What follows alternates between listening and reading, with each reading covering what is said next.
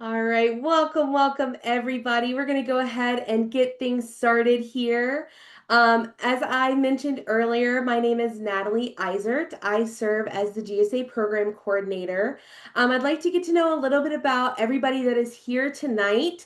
So if you are attending this webinar, if you'll drop your name and the county that you're from in the chat.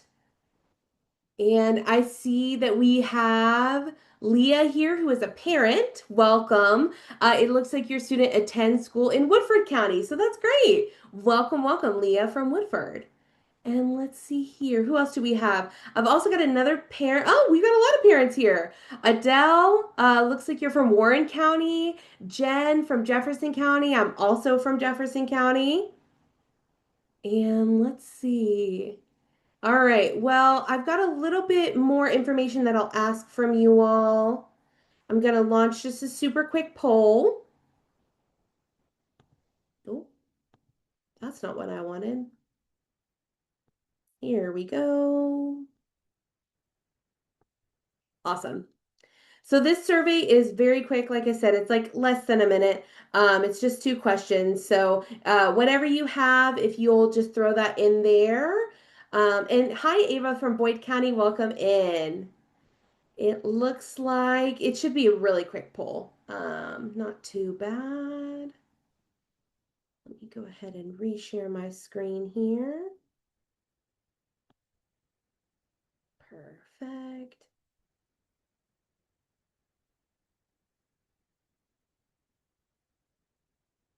Awesome. So it looks like everybody has participated. Thank you so much.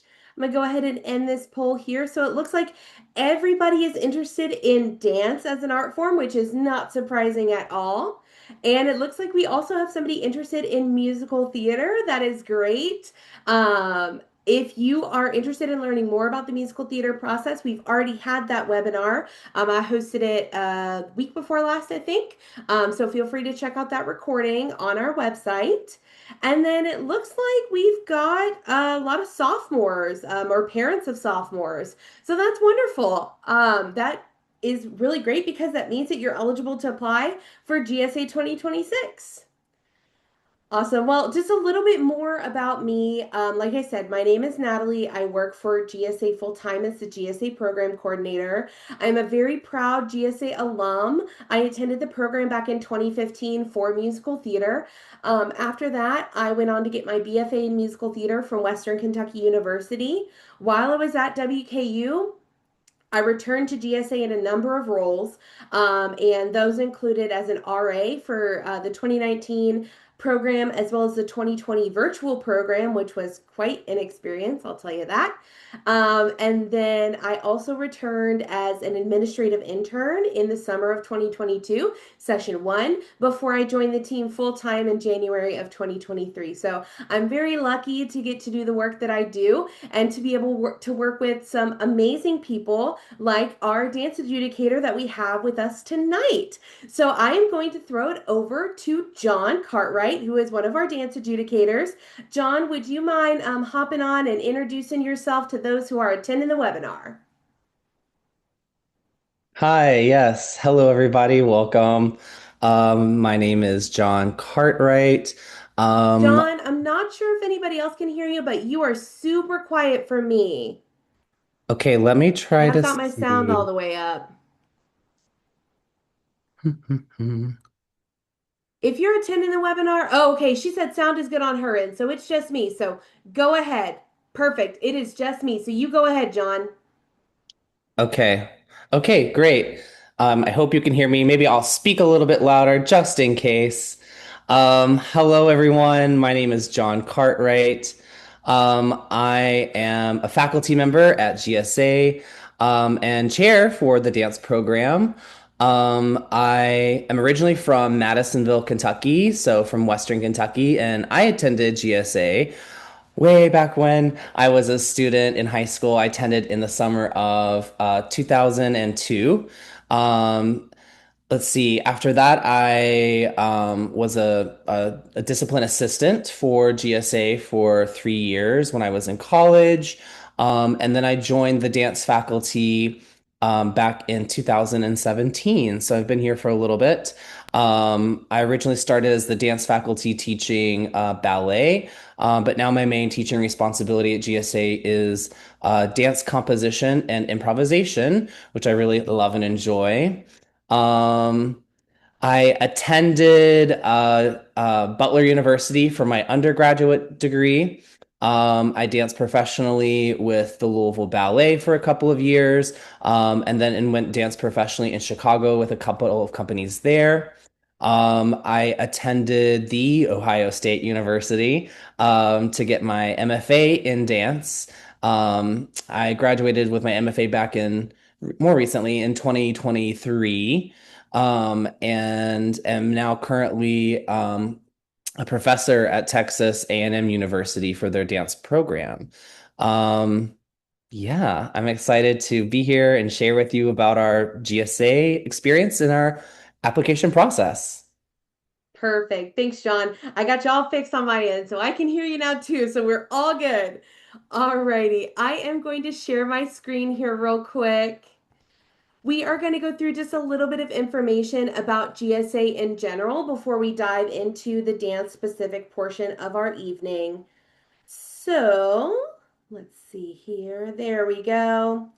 Alrighty. So, as I mentioned, if you aren't already aware, today's session is part of a larger series of virtual info sessions that GSA is hosting throughout the fall for applicants, parents, and educators. So, we hope you'll take advantage of these opportunities to learn more, ask questions of our team, and connect with us. So, we have already hosted two of our GSA 101 webinars. We'll host two more in November and December. The dates are on your screen. Those are very similar to this like little mini presentation that you'll get tonight. It's just an expanded version as well. Plus we'll have a live Q&A for that as well.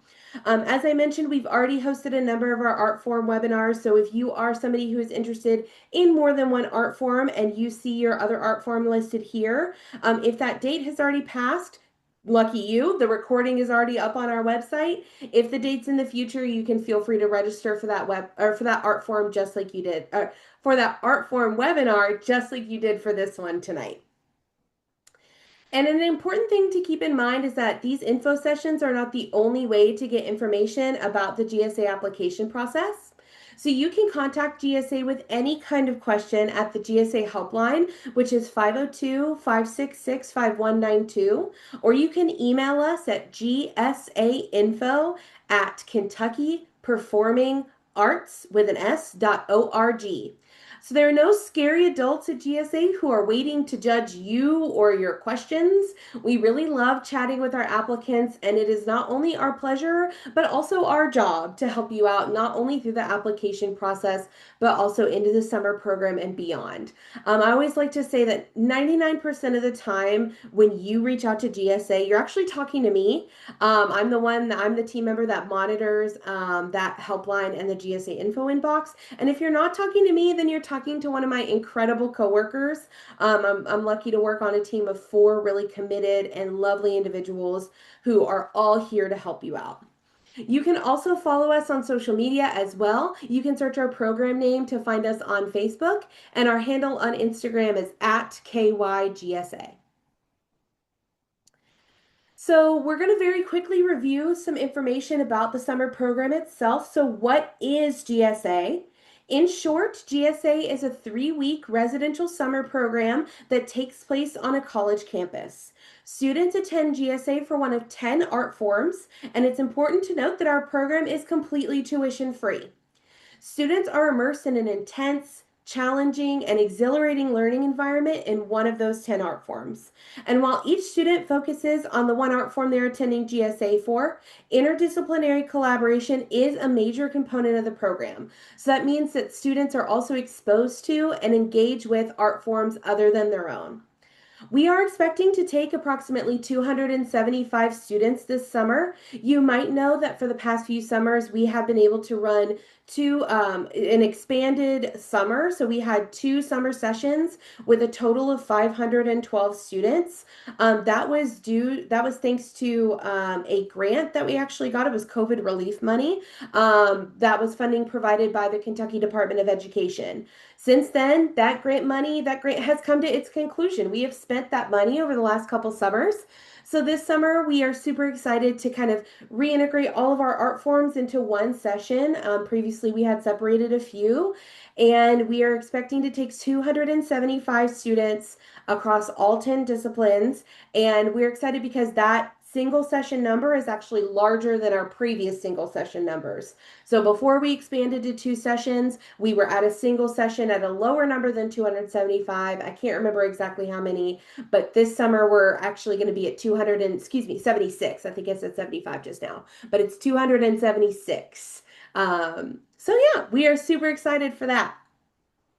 So as I mentioned, GSA has 10 art forms. Those are architecture and design, creative writing, dance, drama, film and photography, graphic design, which is new this year. We're very excited to offer that. Instrumental music, musical theater, visual art, and vocal music. And while we're thrilled to speak with you about GSA's dance program today, and we're confident that today's session will be helpful, just keep in mind that today's virtual information session will not be 100% comprehensive. There are some other very important resources that you should utilize to learn more about the program and the application, all of which are available on our website at www.kentuckygsa.org. Make sure that you read your applicant guide for any art forms of interest. We'll review the dance applicant guide as part of today's conversation, but we will also skip through sections of it. So make sure that you take time to carefully review that document yourself. So as a quick note, the application process is online. It's kind of a two-step process. The initial spot is online. So this first round is virtual only for everybody. So everybody will submit a application through the platform accepted. That part of the application is due January the 18th at 11:59 p.m. Eastern Time. Please note that if you are in the Central Time Zone, the application will close for you at 10:59 p.m. Central because the application is going to close at the same time for everybody. So that's 11:59 p.m. Eastern, 10:59 p.m. Central on January the 18th. Also note that January the 18th is a Sunday. So the GSA offices are not staffed over the weekends. We work Monday through Friday. So that Friday before is going to be the last chance for you to submit any questions or issues that you might have before the application closes. After the first round, there will be a number of students who are selected to move on to the final round of adjudication. Those students earn the distinction of being a GSA finalist. Those GSA final rounds are hybrid. Those auditions are hybrid. So our visually based art forms, generally speaking, are going to host virtual portfolio reviews, and our performance-based art forms, including dance, are going to host in-person auditions on our host campus. So just take note of that. I know that the dance auditions are going to be in person. And full details for any other art forms that you're interested in are in your art forms applicant guide. So a few items of note here. Students must currently be a sophomore or junior to apply for GSA. We will not ask for your GPA, SAT, or ACT scores during the application process. We know that those can be important markers of success in other areas, but it is not something that we take into account in our adjudication process. Each student can apply for up to two art forms. However, each student can only attend GSA one time for one art form. There is a $35 application fee that is collected just before submitting your application. If you choose to apply for two art forms, that second application is an additional $15. So it's $50 total for two. Students who qualify for a free or reduced lunch can have this fee waived by the click of a button in the application, no questions asked. So the last thing we want is for money to be a barrier for any student to reach for this goal of GSA. So please, if money is an issue for you, reach out to us. We are happy to work with you to make sure that you can still apply for the program. All right, so as I mentioned, the GSA 2026 application is due by end of day, January the 18th. Um, if there's anything that you take from this webinar, I hope it is this. Please do not wait until the last minute to upload your application if at all possible. In the final like weekend of the application being open, accepted is going to run really, really slowly, especially for video uploads. And dance, you have to make a number of videos. So you'll want to make sure that you get those uploaded before the big rush on the final weekend. I recommend submitting at least a week in advance if possible, just to give yourself plenty of time, because you don't want to be that person that on January the 18th at 11:57 p.m. you're sitting there watching that little blue circle.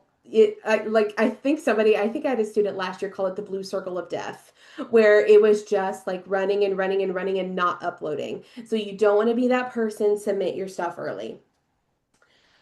Students will learn if they've advanced to the second and final round on February the 13th, which is about 1 month before those final round auditions and reviews take place. Like I said, those will be in mid-March and they are hybrid. Full details are in each applicant guide, and then we will announce the GSA class of 2026 as well as any alternates placed on the wait list on April the 10th. Alrighty, so that is just a little bit about generally the program. I am going to stop sharing my screen while I get the applicant guide for dance pulled up. While I do that, John, would you mind hopping on and telling everybody a little bit about what it's like to attend GSA for dance? Hi, yes, of course. I would love to. Yeah, so attending GSA for dance is a fun and exciting experience. It is a lot of physicality, as you can imagine. As I'm sure all of you know, dance is a highly physical art form. Um, but our students are kind of helped through that process. We encourage them to uh, have a lot of training and preparation before they come so that they don't use GSA as a time to get in shape, but they come to GSA already in shape for that kind of rigor and experience. A day-to-day schedule for GSA dancers really depends on the day, but in general, we start with some kind of class, technique class around 10 a.m. That could be ballet, it could be modern, it could be African dance, it might be an improv composition class, but they'll start around 10 a.m. They'll dance all morning until about 1 p.m. when we have an hour for lunch. At 2, we'll return back to our studios. After that time, we may continue with some more technique classes, or we may start to have some rehearsal time. Kind of depends on where we are at with that planning process. And then on some days, we go from the afternoon, we go from about 2 until, oh my gosh, Natalie, is it 6, 7? Yes. Um, 6, I believe. And 6. thank you. Yes. We go to about 6, and then we have an hour for lunch. And then dinner. And then on some days after dinner, we return back to the studio to go to work from 7 until 10 p.m. And a lot of that time in the evening, if we on those 3 studio days, we try to have more seminar type of things where the dancers aren't necessarily being super highly physical during that time. Sometimes we do have to schedule rehearsals during that time. If we do, we try to schedule it in that first hour and then use the last couple of hours for things like seminars. And some of those seminars are anything from nutrition. We usually like to bring in a specialist to talk about nutrition for dancers.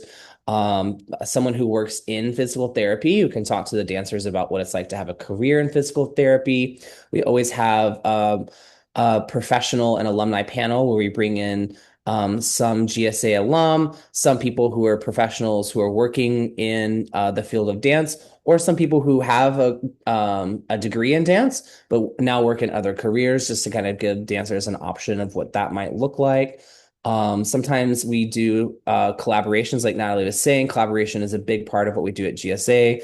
One of my favorite collaborations that we do at GSA with dance is with our creative writing students. A lot of people say, dance, creative writing. How is that gonna work? But it's always such an amazing experience. We get our dancers writing with the writers moving their bodies. They exchange what they've made. They work together in small groups to produce these really cool interdisciplinary performances. It's always a fun experience. So yeah, that's kind of what our day looks like. Um, is that good, Natalie? Did I touch every kind of aspect? Yeah, yeah, you kind of hit the nail on the head there. Yeah, that was great. Thank you, John. Yeah. Perfect. All right, so I'm going to get this window shared with you all. So can everybody see my screen? You should be seeing the GSA website in all its glory. I'm just going to keep talking and then hopefully someone will say yes in the chat. Cool. So when you type in www.kentuckygsa.org, perfect, I got a yes. Thank you so much. So this is what you're going to see when you pull up our website. So I always like to walk people through kind of how to get to the applicant guides because the way our website's set up, sometimes they can feel a little buried.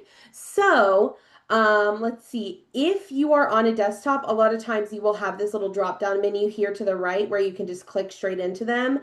A lot of times, sometimes though, a lot of people will access it on mobile and it doesn't show up, which is totally fine. What you'll want to do is you'll want to click this big blue button here, this first one that says apply for GSA. From there, it will pull up this web page, 2026 applicant guides and portal.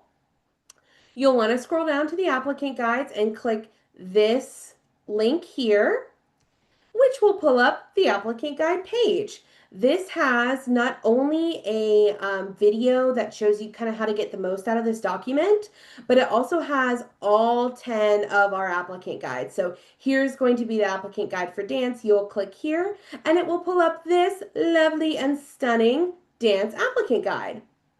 So this is going to walk you through the entire application process for dance from start to finish. So we're going to go through some major highlights here together so that you can feel as prepared as possible to start filling out your application. So on this first page here, you'll have your table of contents. And then you'll see the program description. It's very much similar to what John just went through right before we got started here. You'll also be able to follow this link to view dance program photos from this past summer, GSA 2025, although we have a number of them featured in this lovely applicant guide.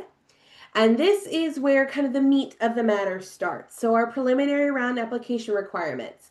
Again, this round is the round that is virtual for everybody that is due on January the 18th. So first, what you're going to do as part of the preliminary application is submit your information for two recommenders. So just as a quick note, in previous GSA application cycles, we have required recommendations from a teacher and a school administrators. Those guidelines have changed. So you do not have to have one from a teacher from your school or an administrator from your school. When you're thinking about who you might want to select as your GSA recommender, if you can have two adults in your life who can speak to your artistic talents, that's great. If you don't have two adults who can speak specifically to your artistic talents, that's not a huge deal. You'll then want to choose somebody who can speak to who you are as a person, how you are to work with in whatever context they work with you with. Someone who could speak to your work ethic, how you work in a group, how you are in class. Just note that these two adults that serve as your recommenders cannot be directly related to you. So, parents, I know you all think that your student is the most talented student on the face of the planet, and I'm sure that they are, but unfortunately, you can't serve as their GSA recommenders. So, good examples of this, you could ask a teacher at school. If you take lessons at a private studio, you could also ask one of your private teachers. You could ask your guidance counselor at school. If you serve on a dance team, you could ask your coach or another sports team. You could ask a youth minister. If you work a job, you could ask your supervisor at your job. So that's kind of who, along the lines of who you might ask to be your GSA recommender. So you'll enter their name and their email address in the online application. GSA will send them the recommendation form. They do not and should not submit any letters of recommendation. So it'll be a form that they fill out. That is due on January the 18th, along with the rest of your materials. So if if I could give you any advice, it would also be that you can start this part of the process way before you're ready to submit your videos. So I would suggest giving your recommenders as much time as possible to give you a good, to fill out that form fully and give you a good recommendation. So if you wanted to go ahead and put their information in now and then save and come back later to fill out the rest of your application, I would recommend doing so because it gives them plenty of time. Make sure you also confirm which email address you should list for them and double check the spelling. We can correct that on the back end if we need to, but it does take extra time and it takes time away from your recommender being able to fill that out to the fullest ability. After you've submitted their information, make sure you let them know, hey, I've listed you as my GSA recommender. Like we suggest talking to them about it beforehand as well. Don't just send them this random email. But tell them to check their email inbox. There's on the screen is what the email address will come from and the subject of that email. And then a lot of times it will often get, especially for school email addresses, that it's an auto-generated email, so it will get filtered out by spam filters. So just have them double check their spam or junk folder if they're not seeing it in their inbox. And then ask them to confirm with you when they've submitted their form. That way you know that it's in there and ready for the adjudicators to view after the deadline passes. So as I mentioned, no letters of recommendation are needed. It is a standardized form that they will fill out. Applicants are not able to review the contents of their recommendations. And while we encourage you to secure the best recommenders possible within the guidelines listed, please know that we rely on your personal application materials like your essays, your artistic work, things like that, as the primary tools to assess your fit for GSA. Recommenders do have the option to choose unknown if they're not aware of the answer to a question, and this will not be held against you as an applicant in any way. So just know that the recommendation forms can be a great way for the adjudicators to get an idea of how other adults in your life see you and see you practicing your art. But the primary tools that we use to assess your fit for GSA are going to be what you submit. So just know that as well. John, do you want to hop on? Do you have anything to add about how you as an adjudicator might use those recommendation forms? Hi, yes, thanks, Natalie. Yeah, so when we're looking at those recommendation forms, we're looking really just to see what others have to say about you. I um, when I'm looking at a recommendation, I'm looking to see not only can this person speak to um, their talents and abilities within the dance studio as a dancer or performer, but also what are they like outside of the studio? What's their leadership skills look like? How are they as a person? How do they work together with others? That's something that's really important to us at GSA. Of course, we're looking for the top talent every year. We're also looking for students who are going to fit the dynamic of the group that we're trying to cultivate within GSA. And so a lot of that background information comes in through those recommendations. Yeah, I hope that's helpful. Absolutely. Yeah, it's great to note that at GSA, we're not just looking for artists and we're not just about art. We're also about community. We're also about sharing our unique experiences, not only as artists, but as people with those around us and building a really great community every single summer. So these recommendation forms are also a great way for the adults in your life to brag on you being a great community member. So perfect. Alrighty, so after your recommendations, this is where we kind of get into those personal materials that I was talking about. So your personal short essay, that is 250 words max. You will be answering the question that is listed in the applicant guide. Everybody's answering the same question for both the personal short essay and the personal question video. So for both of these, and including for the personal question video, very similar. We really suggest that you are open, honest, and authentic in your response. So, this is a great opportunity for you to give the adjudicators kind of a window into how you see yourself as an artist and how you think about your art and how it can impact the wider world and the community around you. Those questions are crafted in that way to kind of give you the best opportunity to let the adjudicators know a little bit more about who you are outside of your artistic talents too and how you think about that. So again, the personal short essay is 250 words max.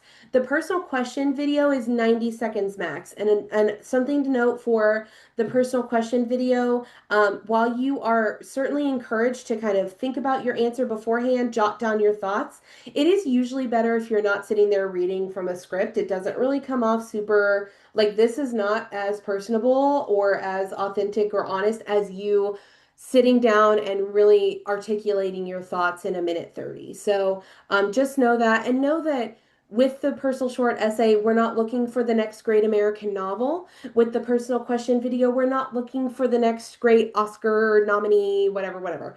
We are really and truly just looking to get to know you a little bit better as part of that kind of holistic review process. John, anything to add about the personal short essay or personal question video before we get into the art form specific materials? Thanks, Natalie. Sweet. Um, yeah, you kind of hit all of the things that I was thinking about. I think when I'm reading the personal short essays, um, the thing that I want to kind of emphasize the most is this open, honest, authentic self in your response. We don't want to read anything that sounds like what you think we want to hear. Mm-hmm. I'm interested in really reading about your thoughts, your experiences, your ideas. That it's the name is in the it's the descriptor, right? It's personal. It's a personal short essay. So whatever your personal experience is, that's going to be the thing that tells us the most about who you are as an applicant. The same thing is true with the personal question video. The more honest, authentic, you know, and open you are about yourself and who you are within that, is going to be the most helpful for us. Like Natalie said, um, I really enjoy listening to those videos, seeing those videos from people who aren't necessarily reading off a script.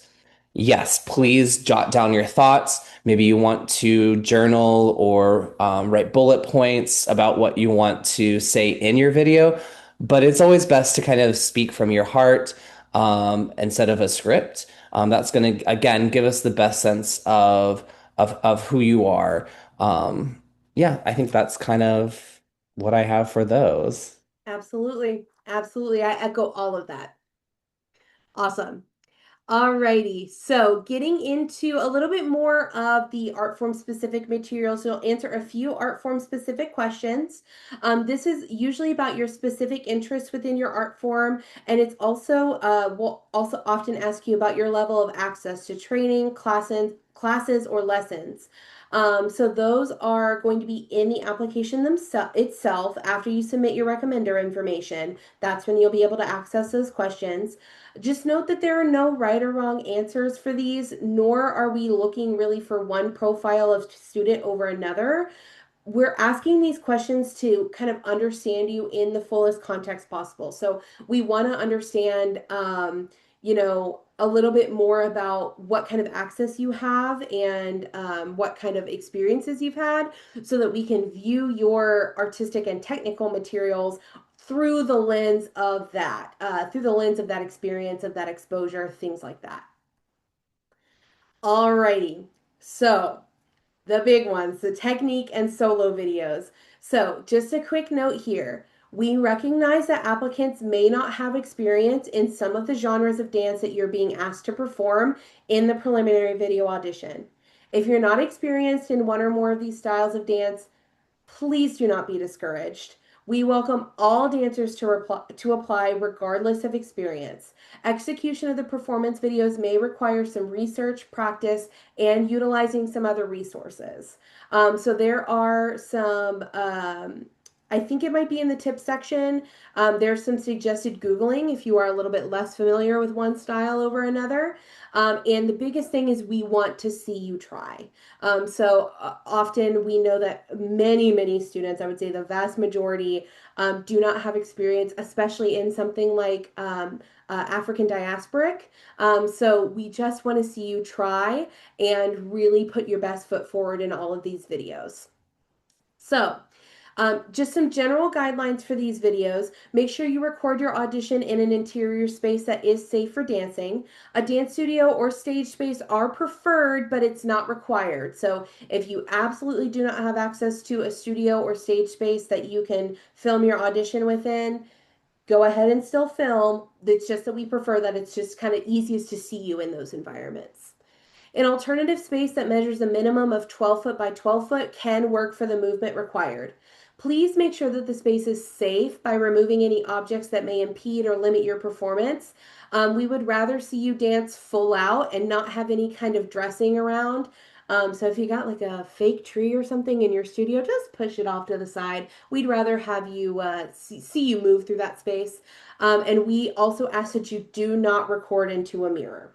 So there's a little bit, here's a little breakdown of how we do want you to record instead of recording into a mirror. So if you're filming in a dance studio or a stage space, we recommend that you shoot straight on in landscape mode and leave the camera in one location. So don't kind of pan to view you. Just set it up so that you can see the entirety of the space. It should be placed sufficiently close to the performer so that any positioning and movements of all parts of the body are visible head to toe, but far enough away, again, that it frames the entire body, capturing the movement in place as well as movement through space. So we don't want you to be teeny tiny, like we don't want you to look like an ant on a computer screen, but we also want to be able to see you from head to toe. We also want to be able to see you from head to toe as you dance in one spot and as you move from place to place. We recommend avoiding filming from a corner or diagonal location if at all possible. So if you're in a dance studio, honestly, setting up your camera at the very back of the studio um, with you dancing this way is a really great setup for you. If you're filming in an alternative space that is not a dance studio or a stage space, shooting straight on in landscape mode is preferred. If the space does not allow for this, position the camera so that movements of all parts of your body are visible, but again, far enough away that it frames the entire body, capturing movement in place and movement through space. So there should be no cutting, splicing, or zooming in any of your videos. So we don't want you to have somebody start with a tight, shot of you from, chest up and then zoom out. We want you to be zoomed out the whole time. We also don't want you to splice together multiple takes of the same combination, right? So it should be one continuous take. Here are some notes. These next two little points here that start with for the modern technique video and for the ballet technique video. These are adaptations to the movement that is asked for and ways that you can kind of plan your path of travel through the movement in order to accommodate for a space that might be less than 12 foot by 12 foot. Do not include an introductory frame stating your name, etc., or anything outside of what is listed in the requirements.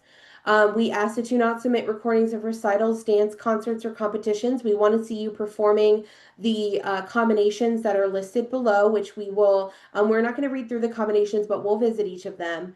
And then we'll review the video after uploading, or make sure you review the video after uploading into your application. Make sure that there's quality sound and image. Verify that it's upright and not sideways so that the adjudicators aren't having to judge you like this.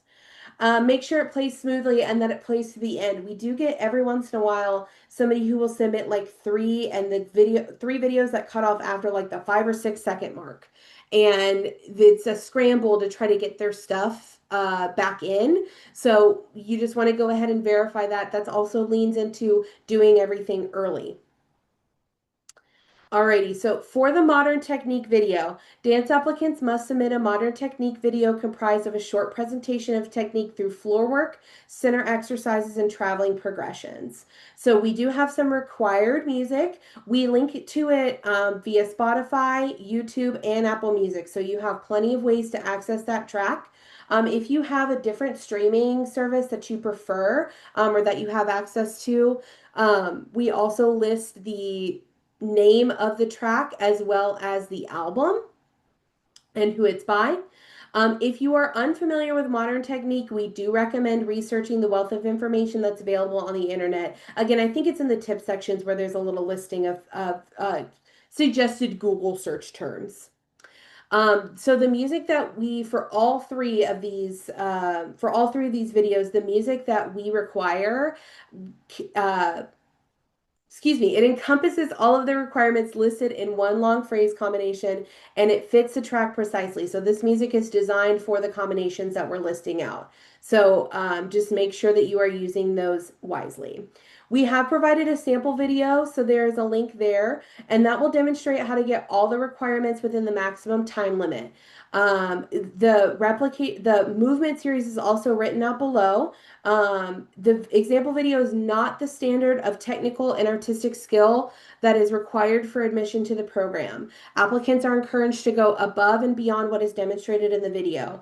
That video is mostly there to help you get the timing, to help you get the how do I fit this movement phrase into this piece of music. So make sure that you are taking what is in the video and going above and beyond, adding your layers of technique and performance on top of it.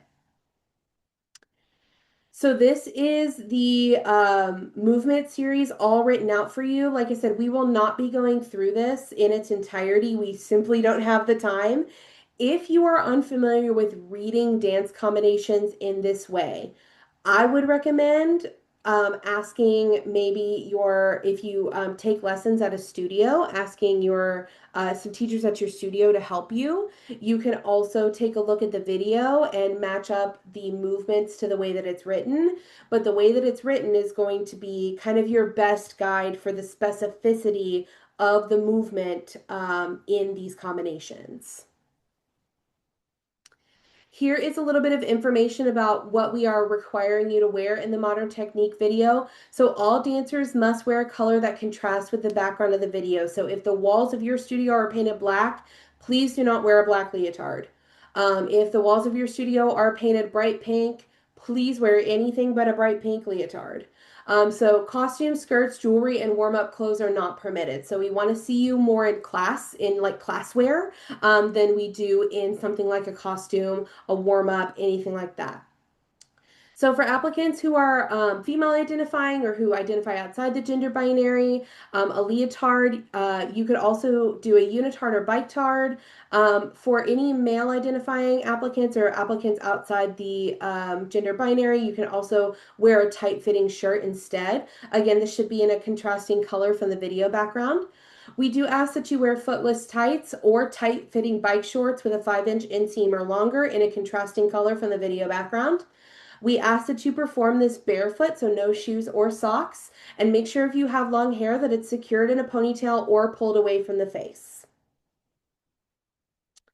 Alrighty, so these next two videos are very similar to the Modern Technique video in their setup. We will highlight any differences though. So for the ballet technique video, we require the use of a different track. Again, it's linked. For ballet specifically, you can also submit an optional point technique video. If you choose to do that, make sure you can pick the music of your choice. So there's not a requirement for if you are submitting the optional point skills video, you do not have to use a particular piece of music. Again, we've provided a sample video that demonstrates how to get all the requirements within the maximum time limit using that piece of music. Again, you should go above and beyond what's demonstrated there. And then this here is the requirements that are written out. So the written out movement phrases, excuse me, combinations. Thank you. Alrighty, so you can use 8 counts for your preparation on this, and then you'll go into what's written here. So, speaking of the optional point work video, you are not required. I'll say it again. You are not required to dance on point to audition or be accepted to GSA. So please only include point work in your video if you've had at least 2 years of ample training and if you possess sufficient technical strength and development. So remember that this is optional, and the adjudicators, you would rather put something strong in front of the adjudicators than do something extra but not technically sound. So if you are on the fence about whether or not to submit an optional point work video, I would recommend asking your teacher, like your ballet teacher, and get their opinion on it, and see if they think that it would be something that might help your application, or if they think it might be something that might take away from the quality of your application.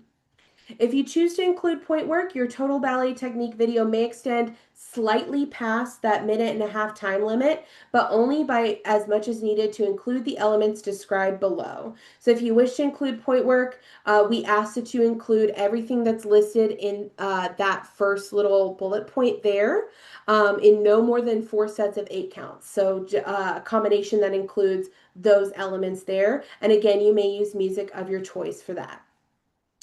The required apparel for ballet videos, again, very similar. You must wear color that contrasts with the background of the video, and we don't want to see any costumes, rehearsal tutus, skirts, jewelry, warm-up clothes, anything like that.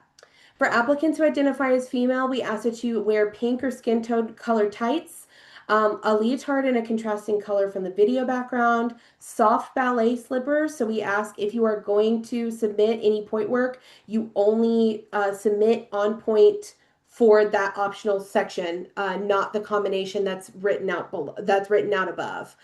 So everybody should be in soft shoes for that. The only time you should submit any materials on point is if you are doing that optional section of the video. We do ask that if any long hair is secured in a bun, and hair in general is just pulled away from the face. Any applicants who identify as male should wear a leotard or unitard or a tight-fitting t-shirt or tank top tucked into tights in a contrasting color from the video background, soft ballet slippers, and again, hair pulled away from the face. And for any applicants who identify outside the gender binary, a combination of attire from the traditional binary female or male wardrobe is acceptable. You should also be in soft ballet slippers, point shoes for point work only. And again, as always, long hair secured in a bun and pulled away from the face. That's pretty standard. You probably already do that automatically. All right, so that final technique video, dances from the African diaspora. Again, we recognize that many of our applicants, probably the vast majority, will not have as much experience in this area. That's totally fine. Again, we really want to see you give it your all and try. So there's the required music, very similar. This also gives a start time for this piece.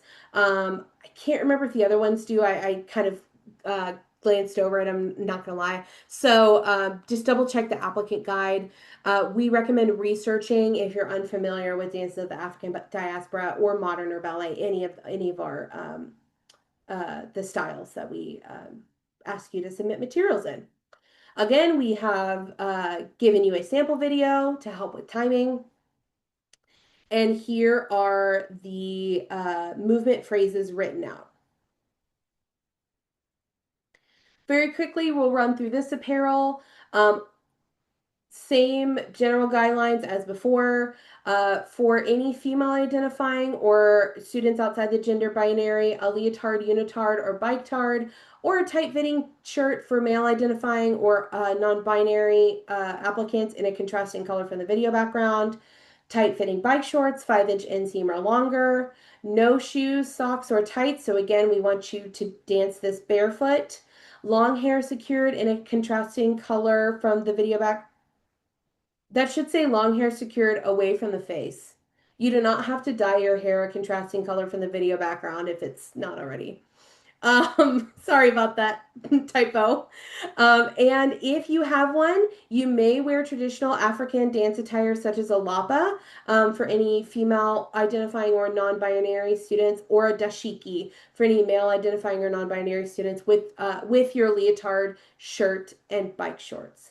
So that was a lot that we just went through. So, John, do you have anything that you want to add about these technique videos, about any of the overall guidelines or any of the styles in particular that you would like to kind of hit on here?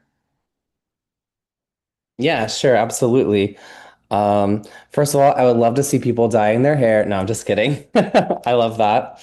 Um, let's see. Yes, I was making some notes as we were going. Oh yeah, so I can't believe it doesn't say this anywhere in here, and I don't think we've had to specify this before, but I just want to say that in all of these videos, you should be the only one in the video. So this is not a video of like you taking class with your friends, or maybe you and a friend are both applying for GSA, or several of your friends from your studio are applying for GSA.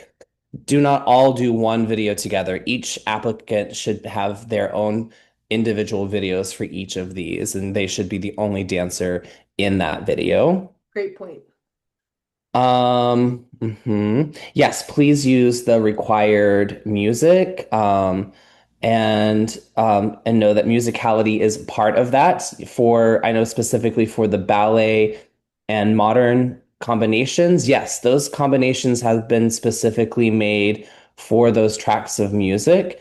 And so they are made to like start and finish with those tracks of music, meaning that the musicality is also part of the adjudication process. I think to answer your question too, Natalie, I think the dances from the African diaspora is the only one that requires that they start the track at a specific time. Okay. The others are just the full length of the track from beginning to end.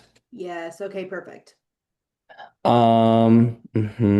Yes, please use the sample videos that are provided along with the written out combinations. I think we've provided both of those options because we all learn differently, and both of those things are going to help you in learning the combinations. Again, it's not a test. You don't have to do all of that learning by yourself. If you want to learn with a friend or have a teacher help you with that, please use your resources that you have. Um, mhm. Yes, I want to talk a little bit about the this defining like what is the above and beyond. Kind of what that means for dance is in the videos, we are demonstrating the combinations so that yes, that you have one the musicality, the timing for the combinations, but so you have a kind of demonstration of what those steps look like. But if we are demonstrating, let's say, a petit allegro step that you're like, oh, I can do that same petit allegro step with an extra beat in there. If you want to show us that, that's fine. If our video shows a single pirouette and you say, oh, I can do a double pirouette or a triple pirouette, still within the timing and musicality, I want to emphasize that. Um, then you can do that as well. Again, um, performance is also what we're wanting to see. We're interested in seeing not just a technician, can you do the stuff, but also can you bring yourself as a performing artist into this as well? Um, Da, da, da. I will say, yes, a lot of our students might be worried or nervous or feel like they don't have enough information about dances from the African diaspora. I will say, though, you're probably a lot more familiar with dances from the diaspora than what you're aware of. It's just that we usually don't call it that. Mhm. Um, for example, dance styles like jazz dance, hip hop dancing, tap dancing, those are all examples of dances that are part of the African diaspora. I will say the movement that's asked and required of you in this audition video is more similar to neo-traditional or traditional, I guess technically neo-traditional African dance. But it has related elements, especially to hip hop and jazz. So if you're a dancer that has experience with either of those, you probably notice some similarities within those dance forms. Um, and then I guess I do maybe I have a question, Natalie, maybe. Yeah. And it's about the point work video. Is it a separate video or should they do the point work should they somehow edit that in on the end of their ballet video? And Yeah, my thought is that it had always been two separate videos, like they have their ballet combination video, and then if they're doing the point work, that's a separate video. Is that true? yeah, I think we have received both in the past. It's funny, as I was initially talking about it, I was like, oh, yeah, it's a separate video. I was worried that I was getting it mixed up with a different art form's optional video, which is separate. John, really and truly, I don't think that it's a huge deal either way, especially if we want to avoid kind of cutting and splicing. It totally makes sense for applicants to do the required movement in their flat shoes and then have a separate video of their point work. I think either one of those would be okay. Do you agree? Yes, I would say either one is fine. Yeah. Yeah. Yeah. Awesome. Cool. All Thank right. you. Anything else to add for now, John? I think that's all I had on my notes so far. Perfect. All Thank righty. We'll hop on over to the dance final round auditions just to give you all a little bit of information about that. So applicants again will be notified on February the 13th. The final round auditions and reviews for dance, they will be held the afternoon of March 12th, as well as all day on the 13th and 14th. They will be in person at our host campus. We are moving campuses this year. I don't think I've said this yet, which I can't believe we're all the way here and I haven't said it yet. We are moving to Northern Kentucky University, which we're super excited about. So, this just a quick note. Applicants who advance to the final round for dance will participate in both aspects of their in-person audition, including their masterclass and their interview on the same day.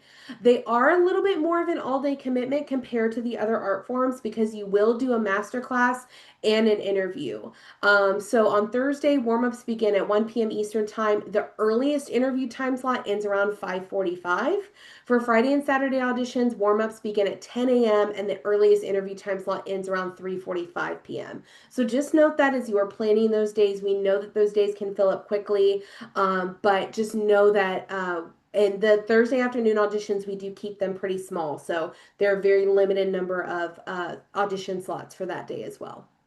So before we even get to that, though, you will fill out a pre-review questionnaire that'll be due via accepted. Applicants, they'll who are selected to advance to the final round will have a new section of their application open up for them after the finalist announcement. That's called application part 3.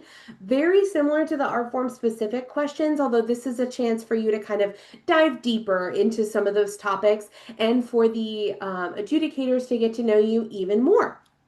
Again, no right or wrong answers here. Just really wanting to get a glimpse of who you are and your interests within dance and all the other art forms. This questionnaire may also be used to customize questions in your interview. So, on the actual day of your audition, you will do a master class. This includes combinations from all of the styles that you submit videos for in the preliminary round: modern, African diasporic dances, ballet. It will also include improvisation, and that's the order that they will usually present in. Although previous experience in all those areas is not a requirement for acceptance to GSA, experience in some form of dance style and the dance classroom atmosphere is preferred. It will open up about 30 minutes prior to the assigned start time for those who are wanting to warm up. They will sometimes record the auditions for use by the adjudicators in the selection process only. Those recordings will not be released or reproduced for any other viewing. Here's a little bit more information about what to wear for the master class if you are selected as a finalist. I will leave you to review that information. And your interview will take place after the master class. So, following the master class, there's usually about a 1 hour break so that everybody can get a little something to eat, and so that you all, as dancers, have the opportunity to change because we do ask for the interview, the group interview, that you wear business casual for all dancers. So, during the master class, you will wear your dance attire, but in the interview, we ask that you kind of dress up, present yourself well in something like business casual. We suggest that you just try to look your best. You're going in for an interview. Those interviews with applicants can last anywhere between 30 and 40 minutes, depending on the group size. So the smaller groups might last closer to 30 minutes. Larger groups might last closer to 40 or 45. Everybody will get asked a few questions, but you will all be in there as a group with the adjudicators. So finalists will receive the date and time for their masterclass and interview. It will be sent through Accepted's messaging system just a little bit before the auditions. So you will have that information. John, anything to add about the final round? Yeah, sure. Just one thing I wanted to note is that it's listed in there, but as far as the in-person audition, yes, we will be doing modern, African dance, ballet, as well as improvisation, right? So that improvisation component is not part of the first virtual round of auditions, but it is part of our in-person live auditions. So just being aware that that's, maybe a newer, different thing that you will experience at the in-person audition. Perfect. Awesome. All righty. So, this is a little bit of information about the criteria that the adjudicators will be using. Again, there are no like hard and fast, like you have to be able to do a triple pirouette on the right and left to be able to uh, get into GSA, or you have to be able to, whatever. These are just kind of the criteria that they're looking for, that they're applying to you within the context of the information they have from you via your art form specific questions and any of those materials that you submitted. So take a moment to review these. It's very helpful to review these before filming your videos so you can keep them in mind as you're preparing for that. There are a few that are final round only, so those will be things that apply. Speaking of, that improvisation only being part of the final round, that will be a new criteria that is added, as well as any assimilating any information or corrections into your performance when you are doing that masterclass. Alrighty, and then we also have a tip section. So again, if any of the terms are unfamiliar to you, try researching online to expand your dance vocabulary. Here is what I was talking about earlier. So here are some good kind of Google starting points. If you're unfamiliar with modern, if you're unfamiliar with ballet bar and center work, if you're unfamiliar with dances from the African diaspora, this is a great way for you to start that research process before you prepare these movement phrases for these videos so that you can kind of have a fundamental understanding, even if you have a little less applied experience there. As John mentioned, you are permitted to have the assistance of a teacher or a mentor to help you understand the video audition requirements, including the meaning of steps, concepts, or choreography. However, your video should ultimately reflect your skills and your understanding of the requirements. So we don't want you to copy rote your teacher, but feel free to pull them in and help and have them help you figure out steps and things like that. Some other tips, be early if you're invited to the final round, present yourself well, be mindful of dance class etiquette. I'll leave you all to read through these in specificity, but above all, I like this kind of ending line as well on the bottom of the page here. Show that if nothing else, you are willing to try. I know that it says that for final round, but I also think that's important as well in your videos. If you're unfamiliar with some of these styles, show that you're willing to put your all into trying for it and that you're willing to kind of put in the work to do a little bit of fundamental research. And that goes a long way when you're kind of in a more unfamiliar style. A few more tips here, followed by some photos from this summer. And then here's a rundown of the application timeline and deadlines for GSA 2026. And the final page of the applicant guide is where you can reach out for help and support. So if you have any issue with with Accepted, our application software, we suggest that you reach out to their technical team. They got a lot more experience with that than we do. There's their email and phone number. And if you have any questions about the content or requirements of the application, that's when you'll want to reach out to us. And that is our office hours, the info box, and the helpline information.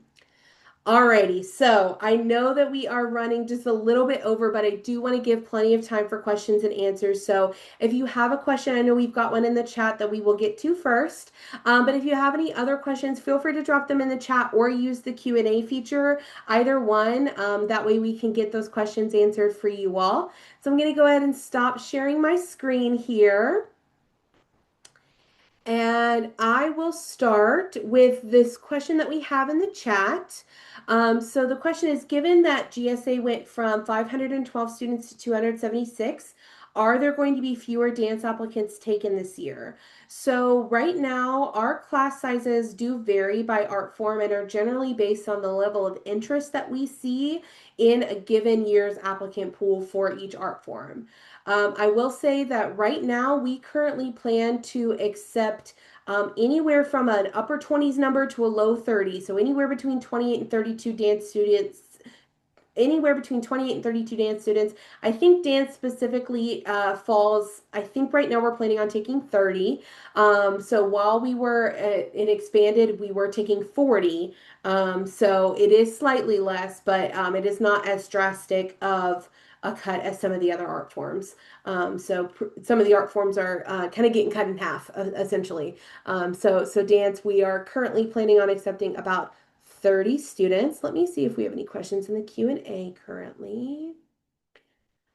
Awesome. Okay, no questions in the Q&A at the moment. If there's any other questions, make sure you drop those in the chat.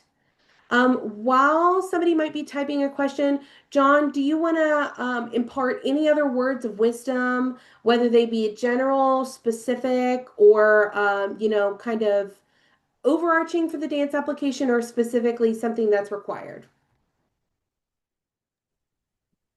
Yeah, I think just to kind of reiterate what you were saying there at the end of the application review is that, like as adjudicators, yes, we're looking and assessing your technique and ability within all of these different categories of ballet and modern and African and eventually improvisation. Um, but we're also looking for potential. We're looking for willingness to try to new things. We're looking for dancers who want to push themselves out of their comfort zone and do new stuff. The thing that I always loved about GSA as like both a student and when I was working there as a discipline assistant was the continual like discovery of new things. And that still happens for me too as a faculty member, just in different ways. But the newness, the way of looking at the experience of GSA, looking at it as, as a child, looks at the world through brand new eyes. That's something that I would encourage you to kind of embrace on this process. Absolutely. I always say that GSA opened doors for me that I didn't even know were there. And also, speaking to, we're looking not just for artistic skill, but also for passion and potential. I didn't get in for dance, I didn't audition for dance, but I got in for musical theater having never had a voice lesson in my life. But I had a lot, I actually came to musical theater through the avenue of dance and had some experience there and but had a lot of passion and they saw a lot of potential in me. So, if you feel like you might not have had as much formal training or experience as your peers, don't let that hold you back from applying. Really and truly, the only way you can guarantee that you don't get into GSA is by not submitting an application. So, the applicant pool's so different every year. So, really and truly, there's no reason not to submit that application. So, we did get another question, which is a great one. If you're accepted into the masterclass and interview, if you're invited to the final round, are you able to request a day? And is the location in KU? So, two parts to that. Yes, the location is in KU. So it'll be at Northern Kentucky University. You are able to request a day. We do everything possible to honor those requests because we want you to be able to be there for your audition. I will say that we, generally speaking, tend to prioritize educational or artistic commitments. So, for example, if you're going to a birthday party on Saturday, we might have somebody who has to do something for school on that Saturday, we will usually give them that over like a social commitment. However, like I said, we do everything that we can. We are usually, generally speaking, scheduling between 800 and 850 auditions and reviews over those 2.5 days. So it can get really complicated, but we do allow you to submit those preferences and we do everything we can.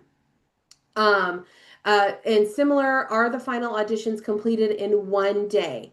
Yes. Yes. So as we mentioned, you would be able to request one day over the other. And that is, you will sorry, I lost my train of thought completely. You will complete your masterclass and interview on the same day. So we will never split those up unless there's some weird and wacky circumstance, which honestly I've not experienced in my time at GSA. So yeah, we won't split those up. You only have to be there the one day. So awesome. Alrighty. Well, I also double checked Facebook, so there was no questions in that live stream. I think that is going to be all for us tonight. So thank you all so, so much for attending and for asking questions, for being here. Thanks for sticking with us. I know we ran a little over an hour, but there's just so much good information to get through. And thank you, John, for being here and for your incredible words of wisdom and your insight into this process. It's really great. And we look forward to seeing your application. Again, apply, apply, apply. If you think this is something that you might be a good fit for, put yourself out there. Let us see your materials. We are so excited to see what you create. And as we like to say at GSA, go forth and make great art. Have a wonderful evening, everybody.